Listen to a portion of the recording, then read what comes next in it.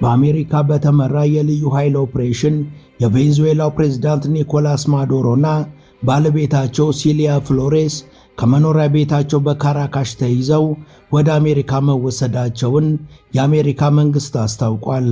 ይህ ክስተት በዓለም አቀፍ ፖለቲካ ውስጥ እጅግ ከፍተኛ ውጥረትን ፈጥሯል።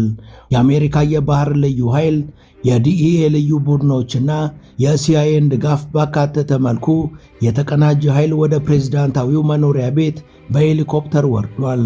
በተፈጠረው የጥቂት ደቂቃዎች ግጭትም የፕሬዝዳንቱ የግል ጠባቂ አባላት ከሆኑት መካከል ከ10 እስከ 15 የሚሆኑ ተገለዋል። ማዱሮና ባለቤታቸው ያለምንም ጉዳት ተይዘዋል። ከዚያም በፍጥነት ወደ አሜሪካ ሚሊተሪ ቤዝ ወደ ፍሎሪዳ ተወስደዋል።